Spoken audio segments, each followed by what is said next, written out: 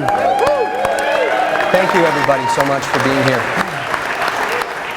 So, it wasn't all that long ago, we were inside a small sports bar. Many of you were there that night too. At the time, I was asking for your help to join a team that would make well thought out decisions, reopen our city for business, and get Kelowna moving again. Our campaign message at the time was taking action today. What a difference almost 3 years can make. I'm proud of what City Council has accomplished to move Kelowna forward for all of us. I mean, here's just a few examples. Completion of a new public pier downtown, and just this week gave second and third reading for a new iconic waterfront hotel. We're mere weeks away from opening the new yacht club. Completion of the new Bernard Avenue. Construction will begin later this year on the Library Parkade expansion, the first step in IHA's plans to move 800 of its employees downtown. Approved new commercial buildings on Lawrence and Leon Avenues. 2 buildings are complete and the other will be soon. Passenger records are being broken every month at our international airport, which is the 10th busiest in Canada, and we're nowhere near the 10th biggest city. The fact we were named by the Globe and Mail as one of the top, Globe and Mail, as one of the top 5 technology hubs in Canada. The Canadian Federation of Independent Business named Kelowna one of the top cities for entrepreneurs. The opening of another phase of Rails with Trails. New transit stations in Rutland at the H2O Centre, and under construction the one at Okanagan College, and the expansion of our main terminal on Queensway Avenue. There are amazing things happening here, and I could go on all night about it. But you get the picture, and I hope you get as excited as I do. But what's important now is that we keep up this momentum. And I believe we can do that by strengthening the connections within our community.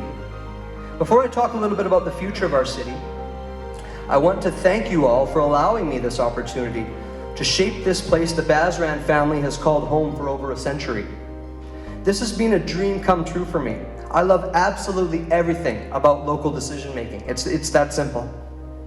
I'm not sure how it happened, but I've always been drawn to politics. I can remember watching a Ronald Reagan speech on TV at a young age, and afterwards telling my mom that I wanted to be the first Canadian president of the United States.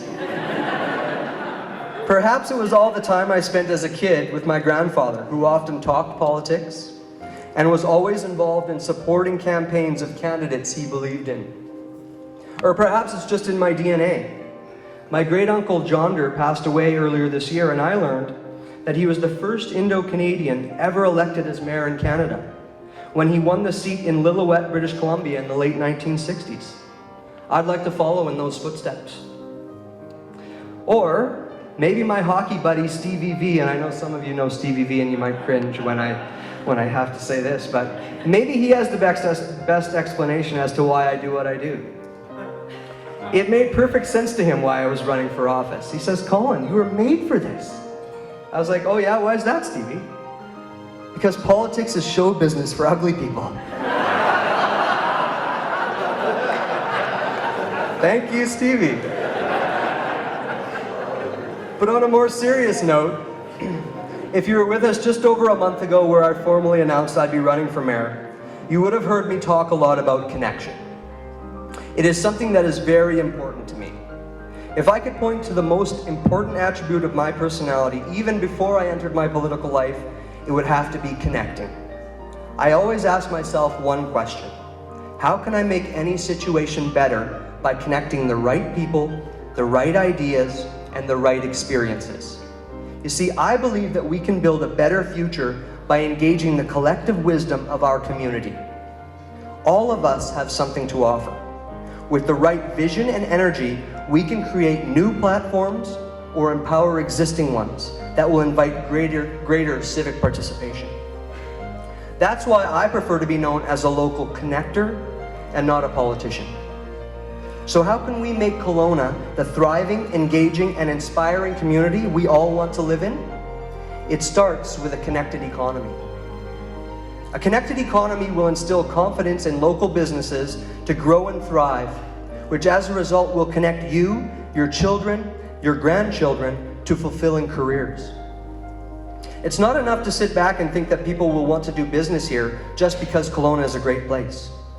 And unlikely are the days of luring a large-scale company like Western Star to Kelowna. We simply have to grow our own. That means embracing outside-the-box ideas and connecting the very people in our community who can bring them to life. Ideas such as the Innovation Center that will break ground downtown this fall. This tech hub will be the beginning of something amazing for our economy. I worked really hard, along with others in this room, to make this project a reality because I believe in the ensuing positive impact on our environment, local commerce, and culture. These young professionals are sensitive to the environment, passionate about their community, have healthy disposable incomes, and want to live in a city that inspires innovation.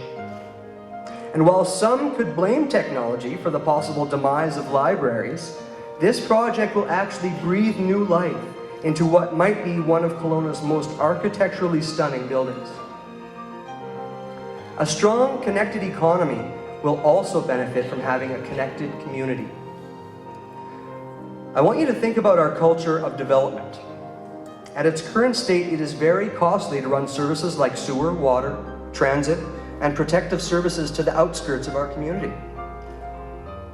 The bigger Kelowna gets geographically, the more expensive these services become, and they have. Perhaps we need to start rethinking urban sprawl in our community and continue looking at densifying our town centers, where vital infrastructure is already in place. The true benefits of this strategy are not only found in the cost savings, but also in the increased level of social engagements between friends, neighbors, and local businesses. Arts and culture is born out of our need to connect and express ourselves. We've seen this downtown in our cultural district and with the creation of artist-driven spaces like the Heart School. Fueled by people, the downtown and South Bandosey town centers are living examples of the vibrancy that density can bring to an area. And we need to introduce that to our other urban centers. But what about access to those vibrant pockets in our community? It is important to improve the connectivity between them via public transit and active transportation corridors. Not only does this promote healthy and active living, it also encourages people to leave their vehicles behind and off our crowded road system. As you're probably aware, we have one of the highest vehicle ownership rates in Canada, not something to be proud of, which incidentally are the biggest contributors of greenhouse gas in Kelowna. Thus, encouraging growth in our town centers, where all the popular amenities are located, can help reverse that trend. We briefly touched on what a connected economy and community can do for our city, but little can be accomplished without an accountable and aware local leadership. I believe our community needs a leader who is actively engaged and connected with the people and thus recognizes the priorities for our city. With increasing fiscal demands on our community over the next 4 years, important decisions will need to be made, but I think we have the right leaders to make those decisions. Minds are like parachutes. They only work when open. And I am excited to report that many divisional leaders in City Hall have very open, fresh, and engaging minds. And that makes me optimistic. If we can keep this core together, they and future councils will definitely take Kelowna to the next level. I've heard from some of you that the most common question you're being asked is he ready to lead our city? I'm so fortunate to be surrounded by amazing people, both here and at City Hall. So the next time someone asks you, is he ready? Tell them yes, he is ready. But more importantly, tell them that we are ready to lead our city into the future, because we are going to do this together, connected for Kelowna. Thank you.